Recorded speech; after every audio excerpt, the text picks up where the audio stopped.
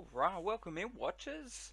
My name's Bake Sofa Spud, and today I'm starting my deep dive into India.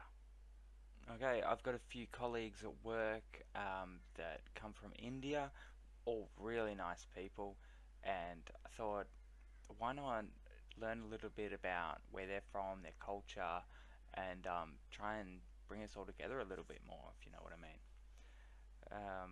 May also be a girl. Anyway, so let's start. This is from Geography Now.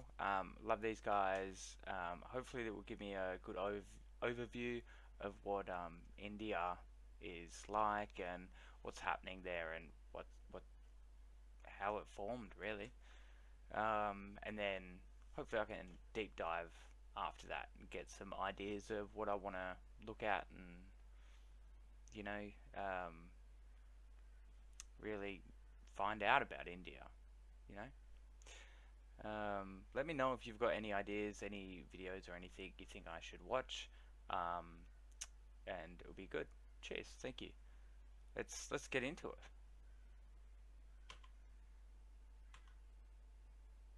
There we go. So, we have finally encroached upon the giant India. Some of you have been waiting a long time for this episode. I'm just gonna say straight up, you all know India is incredibly complex and diverse. Even Indians have trouble understanding their own country. Obviously, I won't be able to scratch even the surface in this episode, but I'll try my best. A lot of you Indian geography peeps have helped me along the way, so thank you, and without further ado, let's begin. Let's go. It's time to learn geography now! Hey everybody, I'm your host Barbie. This place doesn't even need much of an introduction. Everybody has heard of India. It's big, it's loud, it's colorful, and most importantly, it has a plethora of confusing territorial anomalies that I just can't wait to cover. Here we go. There's an old saying, India is a place where everyone is in a hurry, but no one is ever on time. First of all, India is located in Is that true? in South Asia, right on the Indian and Arabian Seas and the Bay of Bengal, bordered by 6 other countries, so close to 7, but that land bridge between Sri Lanka got wiped away like 600 years ago by a cyclone. India is divided into 29 states and 7 union territories, with the capital New Delhi, which acts as its own administrative unit, located in the capital territory. Keep in mind, New Delhi is actually just the name of one of the districts in the capital territory, made up of 11. The largest city, however, is actually Mumbai, with New Delhi, Bangalore, or Bengaluru, and Hyderabad following after. However, the 4 busiest airports are Delhi Indira Gandhi International, Mumbai's Chhatrapati Shivaji International, Bengaluru's Kempe Gowda International, and Chennai International in the south. You know why I'm smiling. This is my favorite part of any episode we ever made. It's one of the biggest airports, yet still has greenery around it. I like that. Yeah. Territorial anomaly time. India is loaded with strange borders and deliciously complex demarcation lines. First of all, what exactly is a union territory? In the simplest way I can put this, union territories are places that are too distinct to be incorporated into a state, but too small to have their own local governments. The first one, of course, is the Delhi National Capital Territory. So that is the same as in Australia it would be territory. So we have the Northern Territory and then we have Canberra. And they're both territories, so they're just run, they're big enough to be a state, but like don't have a government, like not big enough to have a government. So they're run by the federal government here.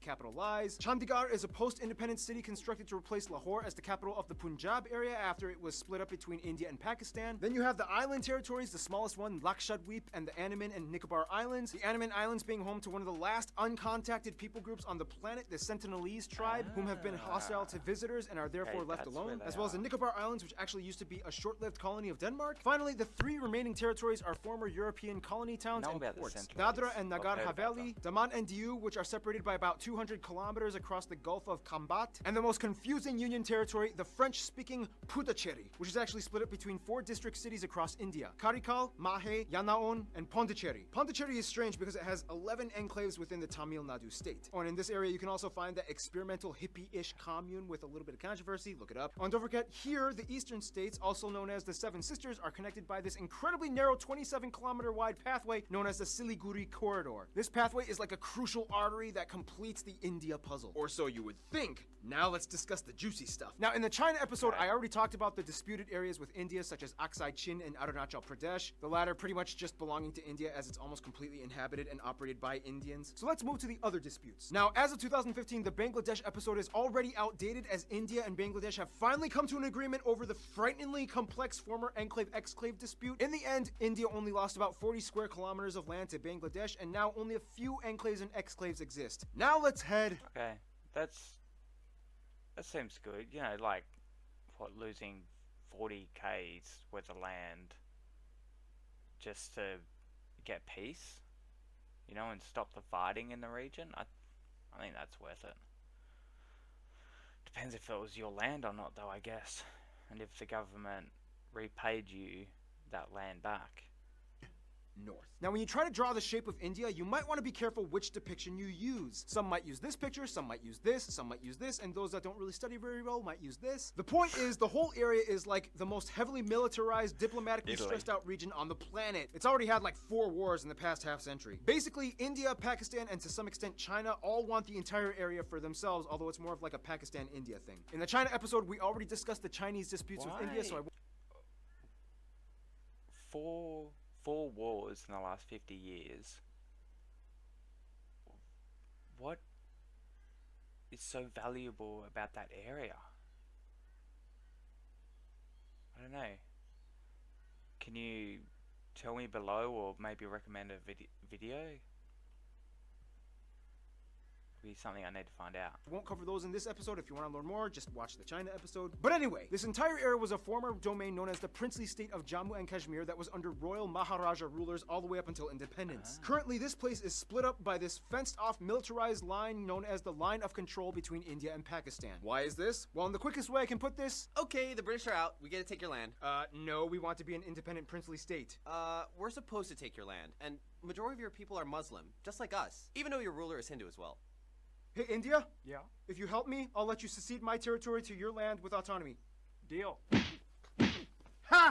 Your problem now! I love how Mike played India. He totally represents India. Oh, and keep in mind, Pakistan's capital, Islamabad, is less than 80 kilometers away from all that drama. The line of control meanders through the mountains until it stops at a point called NJ9842. This is where things get really crazy, because from there you hit the Siachen Glacier, the second longest non-polar glacier in the world, and this is pretty much the dead man zone. After point NJ9842, you hit the actual ground position line.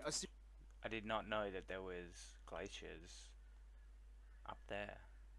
Series of military outposts that extend all the way to the Chinese border. That means everything in this area is ground zero for the Indo-Pak tension. And you know, the crazy thing is there's actually literally small towns of normal regular civilians living in these areas high up in the mountains, many of which just go about daily life, going to work and raising their families. Otherwise, they have a river dispute with Nepal and various river islands disputed with Bangladesh. Outside of all the dispute stuff though, India not only has the world's second largest road network and 3 of the world's top 10 megacities and their own space program, but they also have a copious abundance of landmarks and notable sites, way too many to list, but some of the ones that you guys, the Indian geography...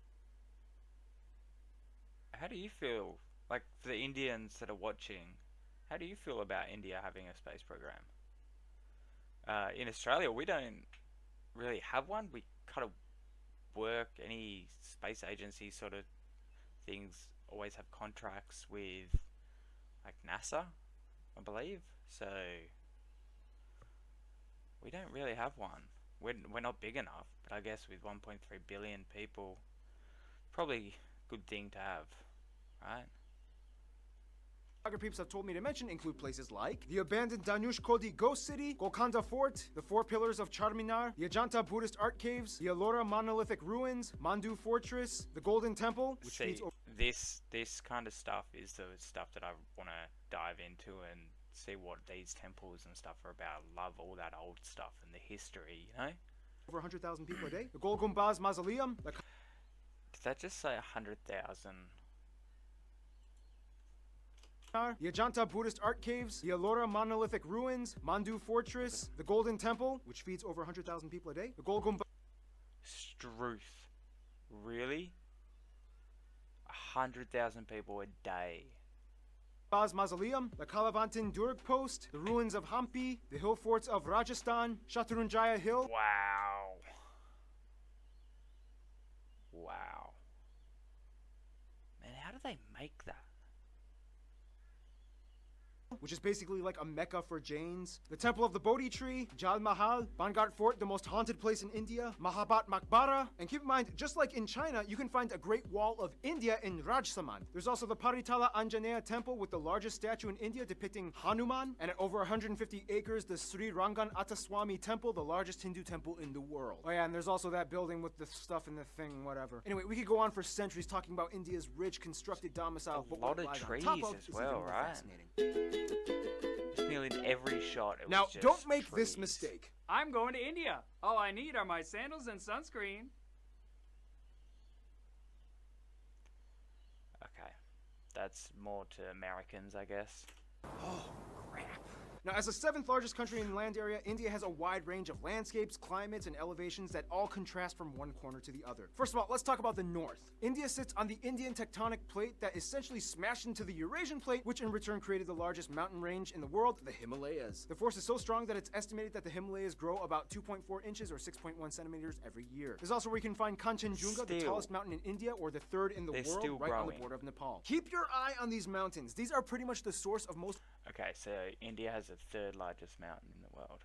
of India's major rivers that give life to the whole country. That's why India takes these mountains so seriously. You can also find the largest natural lake, Wular, up in the Jammu Kashmir area. Below the Himalayas, you reach the North Indian River Plain, sometimes referred to as the Indus Ganga. This is the most fertile part of India where the most important rivers like the Ganges and its tributaries flow. Heading a little south, you reach the Satpura and Vindhya ranges that pretty much divide North India from South India. On each side, you get the West and East Ghat Mountains, which in return creates this massive triangle thing called the Deccan Plateau. This place is moderately forest, especially in the east in the Chotra Nagpur Plateau, where you get a section of the swampy Sundarbans that they share with Bangladesh. Check out the Bangladesh episode. Head a little west and you get the dry Thar Desert along the border with Pakistan, as well as the Rann of Kutch, known as the Salt Desert. And finally, the only active volcanic area would be the Andaman and Nicobar Islands, with Barren Island having actual Wow, that conical looks eruptions and Bharatan having tame mud volcanoes. Now here's the thing, although India has a relatively high population density, I've never heard of a mud volcano before.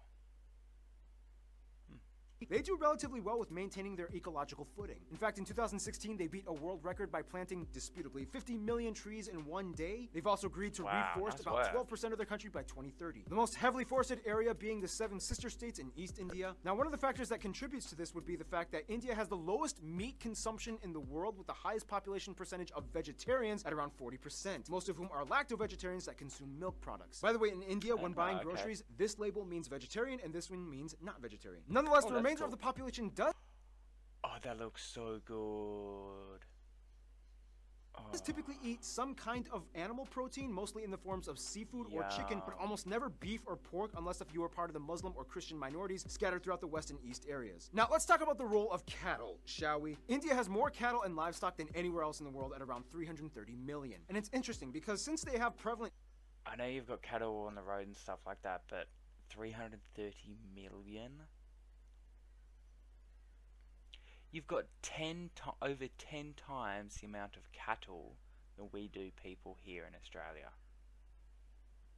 Hindu traditions, the killing of cows is illegal in many of the states except for a few, and each state has varying degrees of punishment for committing intentional cow slaughter. Keyword intentional. Cows accidentally get hit by cars all the time. Once a cow is too old to produce milk, it typically is released into the open to die naturally in the wild, ideally. Nonetheless, male cattle that get it makes much sense. worse, as they are deemed as kind of useless. Some places use them as draft animals for labor, some religious sects use them as sacrifices, but otherwise they are typically sold to the underground market for beef or hides. To this day, there are about 6 times as many female cows as male cattle in India, so that means, yeah, something's happening to the males. Nonetheless, India does have the 3rd highest carbon emission rate after China.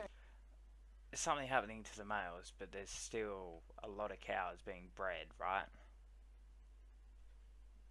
And the US, 4th if you consider the EU. However, emission per capita, they rank pretty low at only about 2 kilotons per person. Contrast that with Qatar at about 40. I reckon Australia would be higher as well if you just got that. They were talking about the CO2 emissions and the carbon and stuff. Australia is going to be higher than 2 There are per 94 person, national parks, guaranteed. 501 animal sanctuaries across the country where you can find some of the national animals like the peacock, the Ganges River dolphin, the king cobra, the Indian elephant, and the highest population of Bengal tigers in the world, Look at which are that. all highly protected. Majestic. India also has the most irrigated land in the world, which allows them to become the #1 producer of multiple products like millet, bananas, lemons, limes, mangoes, ginger, chickpeas, milk, butter, fennel, jute, and about 75% of the world's spices Wow. alone come from India. Speaking of which, food! Typically, you can find the staples roti, chapati, and naan in the north, idli and dosa in the south, and everybody eats rice. The more commonly commercialized Indian foods that we in the West grew up knowing, like samosas, tikka masala, tandooris, and Buttered chicken. No, he said tiki masala. What other ones are there? Oh, I forget now. but my favorite yeah. Indian dish, palak paneer. These usually come from the northern regions of I India. haven't had that, but that looks Seriously, good. India, you took spinach and made it fat. I love you guys. Otherwise, the West is mostly That known for looks their good. chutney. I don't mind eating vegetarian food. There used to be a little place near me. Every time I had lunch at work, I would go there. It's awesome. And pickled foods, as well as beef, since there's a high number of Muslims and Christians. The South uses a lot more coconut and has some of the best curries like porials, sambras, rasams, and tutus. And the East is known for having the best desserts like peda, mishti doi, rasgulla, or shondesh. Speaking of which, India is How's this guy's pronunciation? I think it's pretty on point, but I'm not from India, so sounds pretty good to me. so diverse and complex that sometimes even Indian people need translators when going to different states. It's about to get 10 times more confusing in about 3, 2, 1. Shashti Tharoor once said, "In India, we celebrate the commonality of major differences. We are a land of belonging rather than blood." First of all, India has a population of about 1.3 billion people That's and is the cool. second most populous country in the world after China, with about 18% of the world's I population. knew that fact. About 72% of the country Oh. is Indo-Aryan and a quarter are Dravidian, and the majority of the remainder are Mongoloid, Asian, and other people groups. They also use the Indian rupee as their currency, they use the Type C, D, and M plug outlets, and they drive on the left side of the road. Nice. Good work. Same with us. By the way, technically it's illegal for these banknotes to leave the country, but you guys have sent me a lot of them for fan mail for Fan Friday videos, so I don't want to go to jail again. Now keep in mind, those statistics that I just mentioned are You're not allowed to send your money outside the country? Why is that? Like, if I was traveling from Australia to India, I'd have to wait until I got into India and then try and find an exchange place. incredibly generalized. Of the Indo-Aryan and Dravidian communities, there are about 2,000 different ethno-linguistic people groups in India, with about 645 district indigenous tribes, 52 2,000 major ones. languages. So obviously we can't cover them all, but what we do know is that the 2,000 North is very languages? different from the South. For one, the North mostly speaks in languages that are all related to the Indo-Aryan branch, with languages like Hindi, Bengali, Punjabi, and Gujarati, whereas the South speaks a completely unintelligible Dravidian branch, with languages like Tamil, Telugu, Malayalam, and Kannada. Canada. Otherwise, there's also pockets of Sino-Tibetan and Austroasiatic languages spoken in the far north and east. Wait, so how do they all, like, communicate with each other? Great question. Although India does not have an official language, I'd there are ask, who is 22 that recognized guy? What? national languages, and of these, 2 are the most prevalent, taught in schools, and used by government officials: Hindi and English. And very often Oh, these hang on, let's go back and look at that map.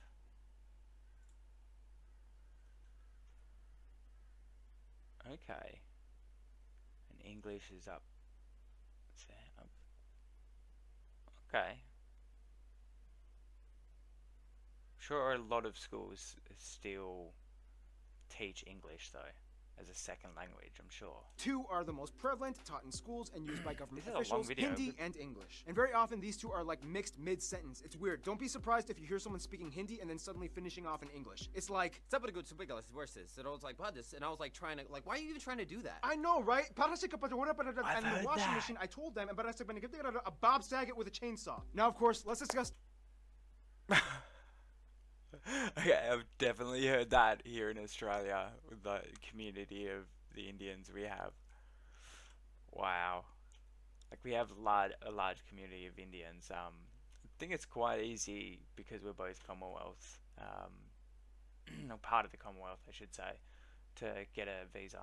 the one thing that goes hand in hand with India, Hinduism. About 80% of India claims to be Hindu, or at least part of the Hindu practicing community. Now, we don't have time to explain everything about the tenets and multi-layered philosophies and practices of Hinduism. If you want to know, just talk to a Hindu person. But basically, one thing you do need to know is that Hindu-driven ideologies pretty much dominate most of life in India, everything from family to business. You will see colorful, mesmerizing shrines, temples, statues, and rituals being performed everywhere, even in public. On the Bharat Mata, the Mother of India, statues are everywhere. She's like the symbol of India. The largest Hindu pilgrimage, the Kumbh Mela, happens every 3 years, rotating between 4 cities, in which the adherents bathe in the Ganges River and enjoy a massive festival with tens of millions of people. Like, seriously, you can practically see it happening from space. Now, a controversial topic in relation to Hinduism would be the caste system, which is basically a belief that people are born into a socioeconomic life that they are destined to serve into. Today, however, the system is more fluid and loose from what it used to be from a long time ago, and thanks to economic reforms, anybody with enough drive can kind of move up the social ladder regardless of birth. Nonetheless, India is home to every major religion in the world, even a few Jews, including... That's kind of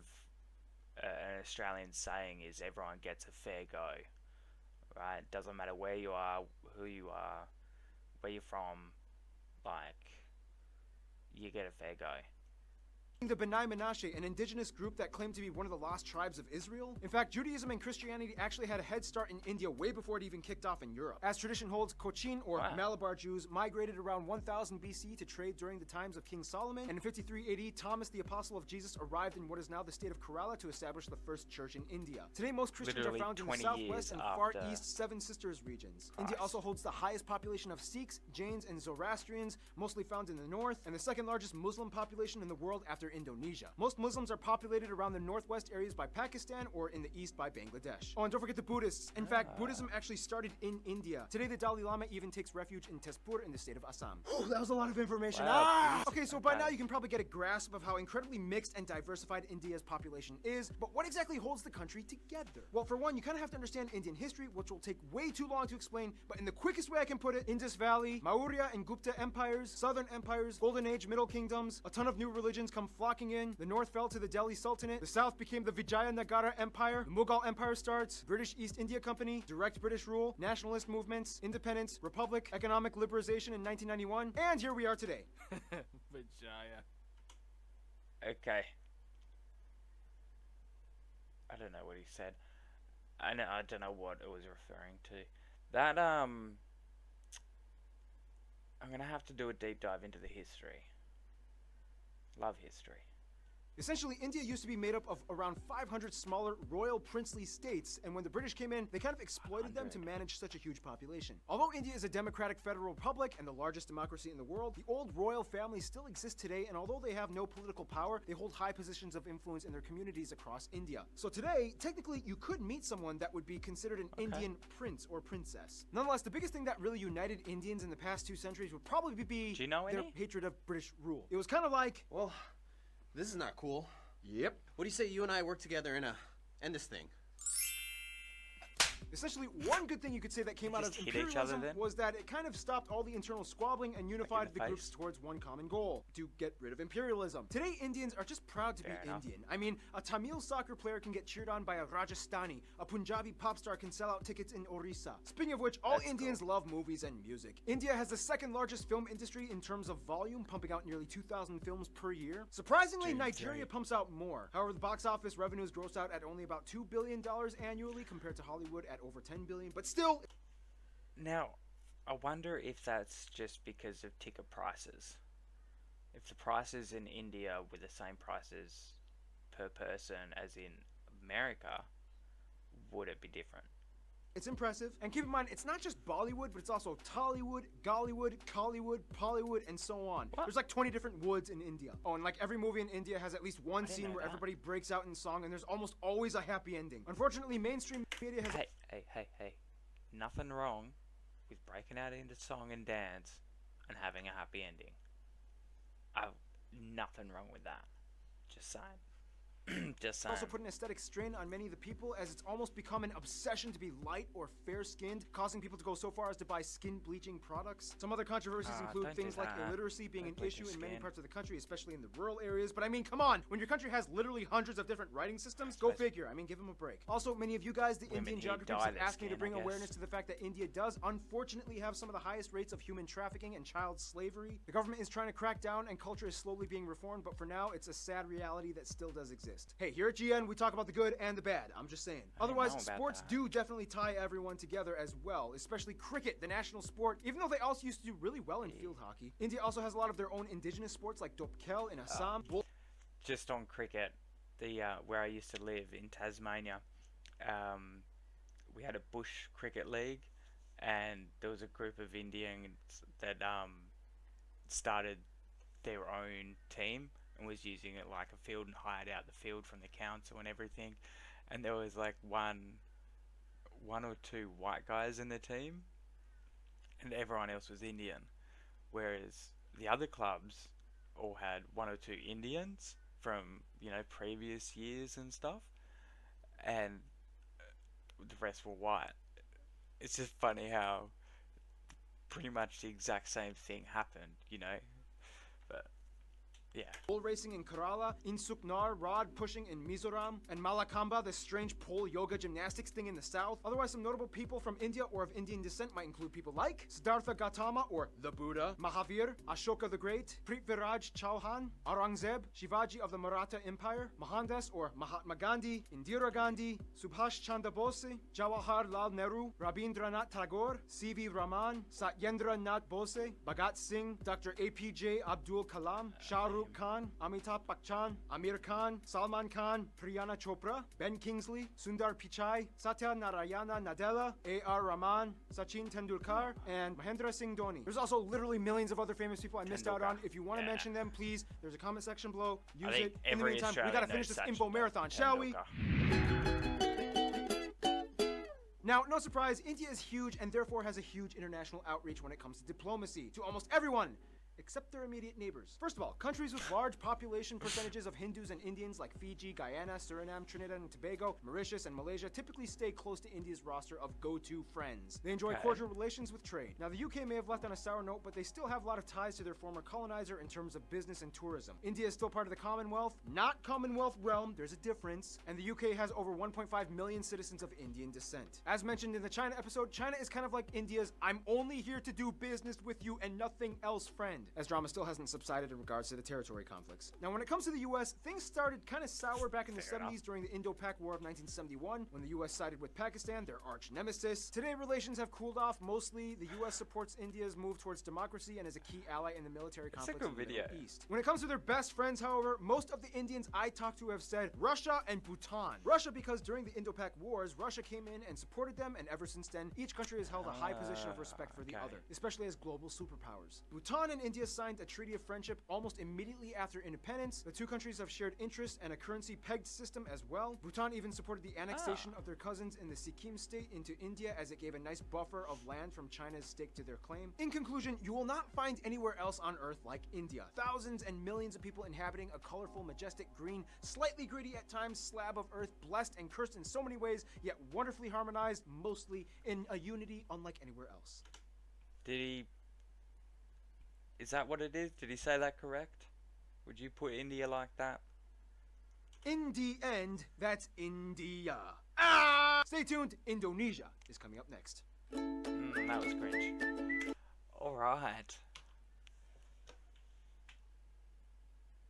Okay, that's geography now. The India video. I've put the link down in the description. Go check them out. Give them a like. They do really good content. I like that. I'm gonna have to see some more.